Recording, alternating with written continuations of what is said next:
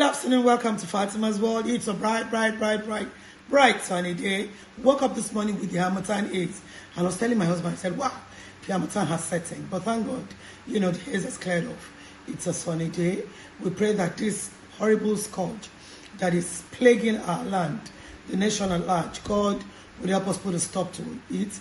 Give us a clean bill of health and, so that our life can revert back to normal. Don't forget, keep observing your social distancing, your sanitizers, no visitors, reduce your parties, reduce your outings, and most importantly, ensure that your immunity is in top shape. Thank you for watching Fatima's World, for subscribing, for liking, for sharing, most importantly, for talking back at me. That gives me so much joy and it makes me very fulfilled. I'm very happy that at least I am reaching out. The audience is not the desired for me yet, but hey, we'll keep going. Today, I will be talking about these frequently asked questions. They've asked me this question over 1 million times. Fatima, is it possible to love somebody after marriage? Yes, that's my response, and I will tell you why. For me, first and foremost, love is not enough reason to marry anybody. I say it all the time that love is not enough. There's more to marriage than just, falling in love with somebody and feeling infatuated. When you meet a man, for me initially, infatuation starts. You start to like. Over time, you love. But all of this is not enough in marriage. You find out that sometimes you speak to people and say, why did you marry this person? And the only thing the person is telling you is, oh, this man, he's very good, he's kind, he's generous, he's a cheerful giver, he's very gentle. No matter what I do, he doesn't talk. So you would agree with me. She would not say, oh, I have fallen in love with him because of this. So it's possible that after marriage, over time, affection will gradually give way and then it will lead to love. So it is not enough to start off with loving somebody. Love is an affection that grows over time. So you said that, can you marry someone that you don't love? Well, I don't love and wait for the love to come. Yeah. Sometimes you wait for the love to come. Like I said earlier on, the person you do not love yet, but you're willing to marry, like I said, for whatever reason, would eventually be someone that you find out that, well, you can fall in love with. And then you'll be wondering, how did this happen? This connection that you feel right now, do you think you can stay on it after marriage? That's important. Sometimes you feel so strong about somebody. Do you think it's enough to sustain the union after marriage? Whether or not, you can answer my question.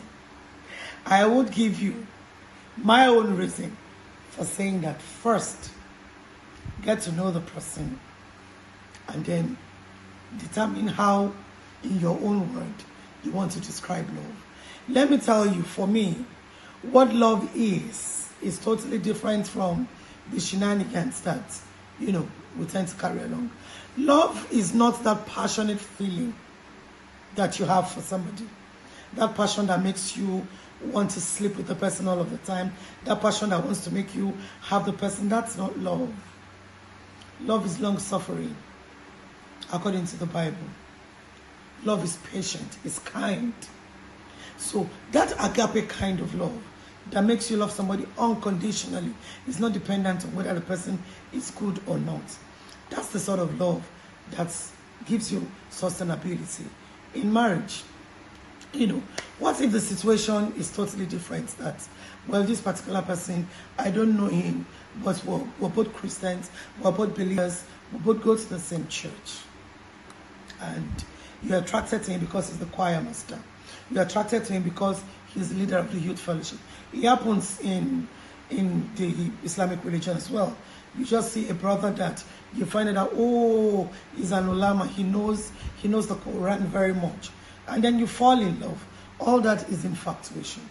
You like to call it love. I like to call it being infatuated. Let me describe love to you from my perspective. Even as married as I am right now, I still say to myself, Fatima, you're work in progress. Until you get to that level where you begin to see your partner as yourself, your same blood, your same flesh. Where when he has a headache, the headache is ×2 for you. When he has a pain, the pain automatically becomes yours. That's that level where you can say, oh, I have fallen totally. I have fallen endlessly. I have fallen unconditionally in love with this person that I'm with. You agree with me that even if you've courted for 7, 10, 12, 20 years, that love does not happen automatically. Most times, you grow through it in marriage. What you felt during marriage, before marriage, is totally different from what you start to feel when you eventually get married. So I hope that I have been able to answer your question that yes, you can't fall in love after getting married. And some people would say that, well, my husband, has this funny way of expressing love. We express love differently. Somebody told me a story of one woman who got married to her husband, not for monetary gains. She got married to him for whatever qualities that she saw. She probably felt he had prospects, and they started a relationship. They got married. At this point in time, she said she just felt like a normal person to him, and after a while he lost his job. But you see, she said over time she realized that she had put herself into him. She had made up her mind to look beyond his frailties, his fault. So she loved him all the way. You will not believe that she had to sustain this marriage by herself with her finances for about 3-4 years. Only agape love can make you do that. Only unconditional love can make you do that. Being infatuated with somebody puts you on the edge. You start complaining, what's wrong with him? He cannot even help out. He cannot sweep. I know women who would expect their husbands to be sweeping the house for them because they are paying the bills. I know women who don't even respect their husbands because they have the change and they think they can call the show. Somewhere along the line, God blessed her husband, and you will not believe that today, that couple live in a house that is over 100 million. And that house and everything that the man has totally belongs to this woman. You know why? She had sacrificed. True love is sacrificial. True love is looking beyond, is what makes you see your husband as your son. We're talking about the FCMB saga the other day, and I said that only agape love can make you accept your husband after a frailty. I know a woman whose husband is very randy, but the sustainability in that marriage has been her love. And there's no how you love somebody constantly that the person will not eventually reciprocate. It's not possible. She loved constantly without nagging, and the husband came around to reciprocate. So I want to speak to women today. Oh yes, you can fall in love after marriage, but please make it a habit to love your husband unconditionally. Fatima's world is basically about nurturing the women and telling the women, this is your home. Build it. Stop comparing yourself to the men race. A man will love you eventually the day he sees that, oh, my wife does everything for me. A man that you do everything for would eventually sacrifice his totality for.